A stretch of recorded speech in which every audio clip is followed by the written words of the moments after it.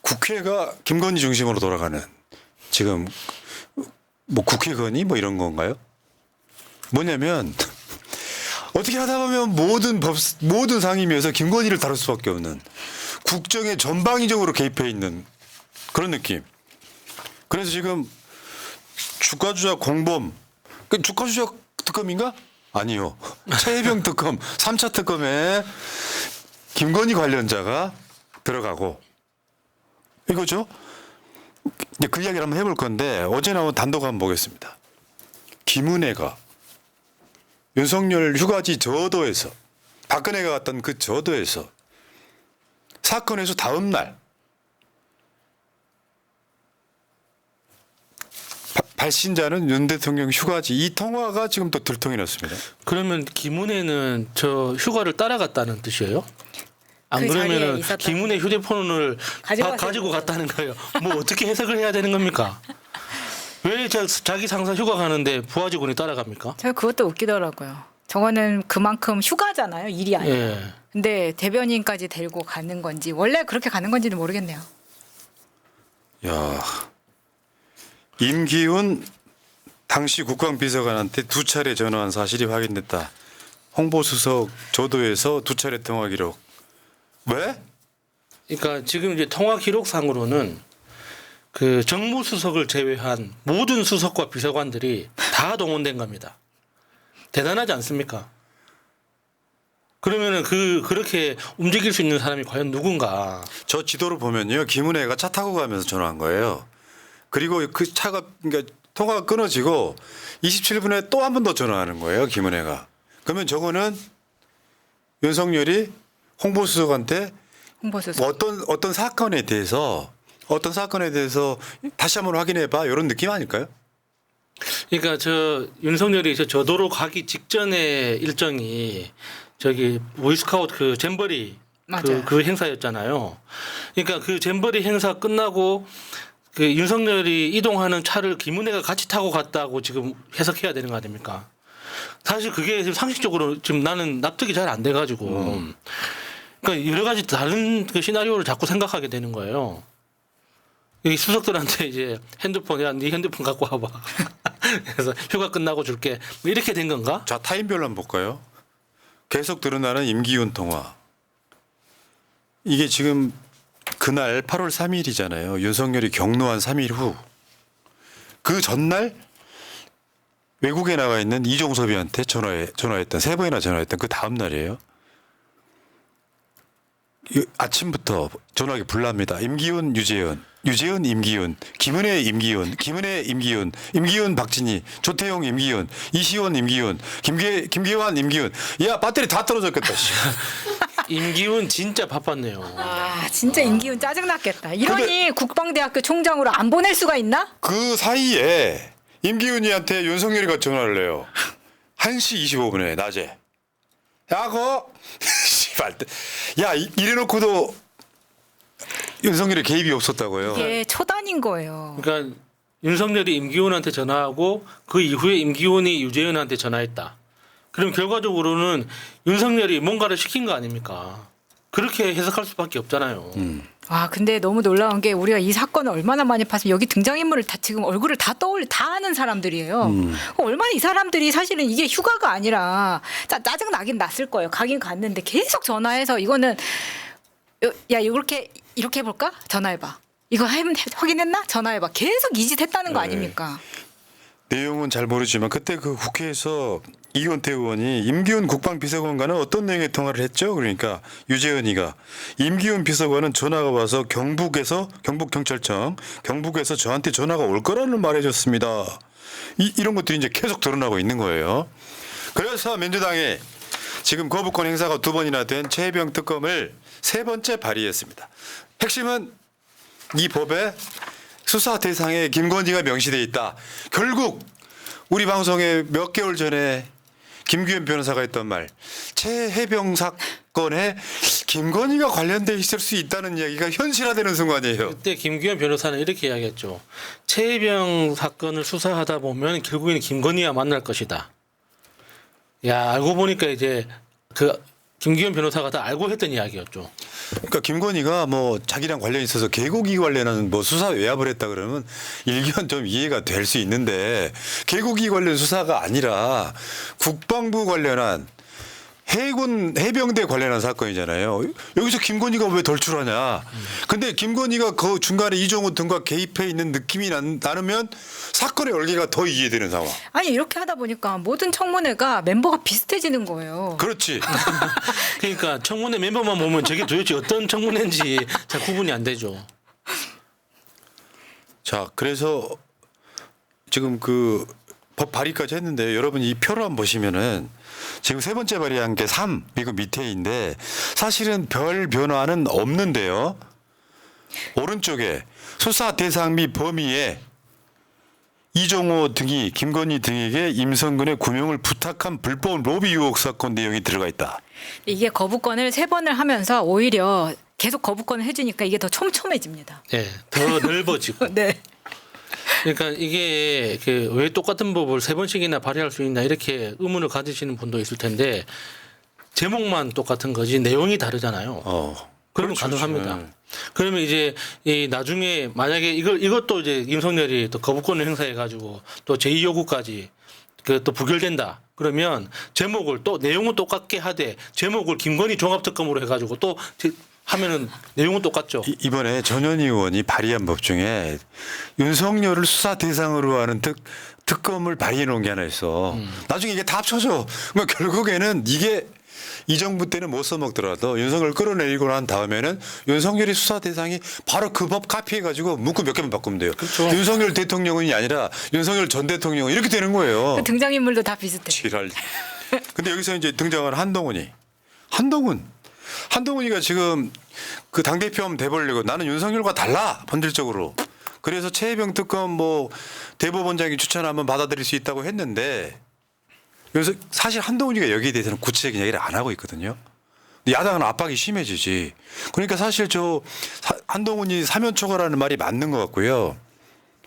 근데 언론은 저렇게 이야기하고 있어요. 한동훈 특검 어디 갔냐고.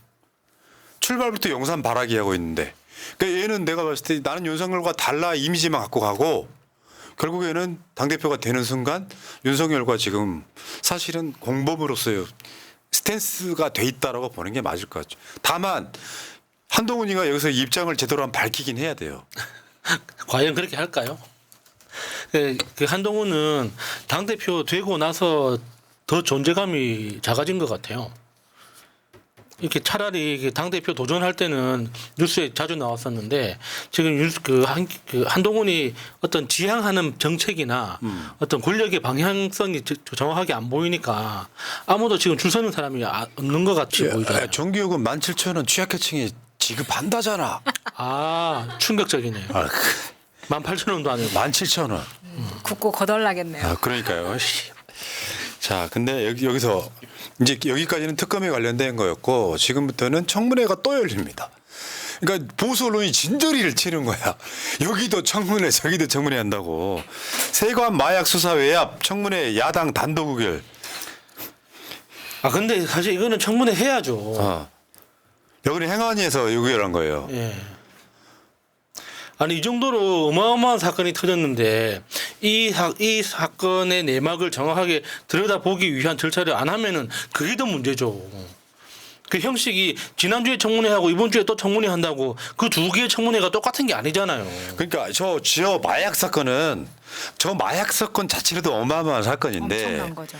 저 마약 사건을 들여오게 세관 직원이 거기에 사실 공범으로 있었던 거고 얘네들이 지금 그 게이트를 통과하지 않게끔 도와주고 이 범인들이 빨리 타고 가게끔 택시까지 잡아주는 사람이 있었어. 그러니까 여기서 우리가 꼭 한번 짚어야 되는 게 저 마약이 74kg이라고 하잖아요. 그러면은 저 74kg이 처음 시도하다가 발각된 걸까요? 아, 그렇지. 그러니까 음주운전하고 똑같은 겁니다. 음주운전 이렇게 적발된 사람은 100번, 200번, 300번 하다가 그 한 번이 적발되는 거예요. 그러면은 저렇게 밀반입하다가 들킨 게 처음 야 대한민국에 한번 약 들고 들어가 보자. 도전 바로 적발됐을까요? 그게 아니잖아요. 그러니까 지금은 이제 그 이야기 할 시기는 지났고 저 사건마저도 어마어마한 사건인데 여기에 용산에서 지켜보고 있다고 하는 사건이란 말이에요. 그러니까 그 지켜본다는 게 좋아한다는 게 아니라는 게 중요한 거죠. 그러니까. 그러니까 용산에서 지켜보고 기뻐하신다. 원래는 이 메시지여야 되는 거잖아요. 그러니까 용산에서 그분이 이종호 등의 어떤 부탁이랄까 이런 걸 청탁을 받고 관세청 직원만 누군가 공범으로 있으면 안 걸릴 수 있게 공식적으로 관세 세관을 통과할 수 있는 사람이 바뀌어 있었는데 이자가 들통나면 안 되니까 수사 내용에서 빼라라고 추정할 수 있는 부분이 있잖아요. 직접 사업한다고 생각하는 사람은 대한민국에 많지는 않잖아요. 근데 이 사건이 있었단 말이에요. 그래서 어저께 행안위에서 이거 청문회 일단 하겠다. 청문회가 어떤 전 단계냐면 관련해서 국정조사가 될 수도 있고 이게 나중에 법사위로 건너가서 이게 특검이 될 수도 있고 이런 부분이라서 한번 밑그림 한번 그려보겠다는 거거든요. 그러면 이렇게 하면은 국민의힘이 찔리는 게 없다면 당연히 여기에 대해서 진상조사 한번 해보자. 청문회 하자 하면 되는데 그렇죠. 용산 이야기가 조금만 용자만 나와도 얘네 퇴장해버려요. 그러니까 진실을 밝힐 수가 없는 건데 대한민국 검찰이나 경찰을 못 믿으니까 국회가 나서서 진상조사하겠다는 거거든요. 다시 한번 보겠습니다. 사건 무마 흐름. 이종호라고 하는 주가 조작범이 승진시켜주려고 했던 조병로가 여기는 조병로만 개입해 있는 건 아니에요. 영등포 경찰서장 서울경찰청 형사과장 이런 사람들이 다 개입해 있어요. 네. 전방위적으로 압력이 들어왔어요. 이 사건에 대해서. 근데 여기는 이종호가 말한 조병로가 포함되어 있었기 때문에 근데 이걸 전체적으로 파보니까 용산에서 지켜보고 있다라고 압력을 넣었다는 거잖아요. 심지어 그자는 대통령실 대통령실로 영접. 꽂혔다. 그러면 이거 의심 안 할 수가 없잖아요. 우연이야? 그러니까 사실은 용산이 지켜본다고 되게 부드럽게 이야기를 했지만 너 그거 왜 잡았어? 지금 여기서 화가 나 있는 거예요. 아 이거 잡혔네? 이거 지금 화를 내고 있는 거 아닙니까? 그러니까 이건 이제 마약 사건은 묻을 수는 없고 그러니까 관세청 직원 부분은 빼라 하면서 논리를 만든 게 그 관세청 그러니까 저 세관도 국가기관이라 야당 좋은 일 시키느냐고 논리를 이상하게 만든 거예요. 그렇죠. 제가 음모론 하나만 투척하겠습니다. 잠깐만요. 마음의 준비를 할게요. 다음 주 화요일에 검찰청 가야 되니까 그 전에 많이 그 작년에 제가 이제 친구들이 많이 한국에 들어오고 가기도 하고 했었는데 그들이 모두 공통적으로 하는 이야기 뭐냐면 너네 한국에 요즘 왜 세관 검사 안 해? 이거였어요. 아. 왜 그랬냐면 내가 이제 명품 사가지고 오는 신혼부부들도 있고 해서 저한테 많이 물어봅니다. 근데 여름 특히 뭐 휴가철이라던가 아니면은 파리 같은 데서 직항으로 들어오는 거는 무조건 1번부터 마지막 번까지 모든 가방을 다 까요. 근데 아무도 안 깐다는 거예요. 근데 그 이야기를 정말 많이 들었어요. 에이, 여기까지는 팩트야. 음모론 아니야. 팩트입니다. 그다음요. 끝입니다. 야. 왜 그랬을까? 그러니까 나 엄청 큰 거 아, 기대했거든. 그러니까 여기까지만 얘기해야죠. 그러니까 음모는 니들 머릿속으로 생각해라. 나는 사실만 전달하겠다. 야, 이거 경찰 수사를 많이 받다 보니까 스킬이 진화했네. 이걸 방송을 뭐라 그럴 거야? 야, 많이 발전했다. 훌륭해. 훌륭해. 제가 다음 주 수요일 방송에 나올 수 있기를 기대해 봅니다. 네. 이번에 박종철상 저 박정훈 대령이 상을 받았습니다. 근데 그 상을 받고 나서 박정훈 대령이 한 말이에요. VIP, 도이치모터스, 마약 사건 등 언급을 합니다. 야, 이렇게 보니까 무슨 랩 가사 같네요. 나는 저분이 얼마나 심적으로 지금 저 이번에 권익위 고위급 직원 그분하고는 똑같은 입장이었을 거라고 네, 생각해요. 맞아요. 그러니까 특히나 조직 내에서 이 고립되는 것 자체가 사람을 정신적으로 굉장히 좁게 만들거든요. 네. 그러니까 이게 사실 조직에서 벗어나서 보면은 그냥 큰 세상의 그냥 일부분일 뿐인데 내가 그 속에 들어가 있으면은 그 자체가 나의 전 세계가 되잖아요. 그러니까 그 정신적으로 느끼는 압박감이 굉장히 큽니다. 네. 자, 일단 법 위에 이자들은 있습니다. 이가 무슨 뭐 법치 이런 개소리하지만 윤석열이 법치가 있어요. 자기랑 가까운 사람과 본인한테는 적용이 안 되는 게 법이에요. 법이란 말의 가장 기본적인 팩트는 뭐냐면 만인에게 평등해야 돼요. 근데 외압 행사하면 죄 지은 놈도 승진을 하는 제대로 법대로 한 사람은 좌천되고 수사받고 돌아가셔야 되는. 그러니까 사람들이 분노하는 지점이 그거죠. 불법에 충성한 사람이 상을 받는 건 그렇다 치는데 정의롭게 일을 제대로 하는 사람을 벌을 주고 있잖아요. 예. 그게 분노스러운 지점이죠. 자, 불법의 이 정권을 여러분들이 지금 두고 보시면 안 됩니다. 지금은 여러분들 움직이실 때예요. 새날방송 보면서 못 보겠다. 새날방송 안 들어오시는 분들보다는 내가 윤석을 무너뜨리는데 길거리 이 덥지만 주말에 한 번 하루라도 나와주시는 게 윤석열 빨리 안 보는 방법입니다. 다른 방법 없어요. 민주당이 힘을 받으려면 여러분들이 길거리에 쏟아져 나오셔야 됩니다.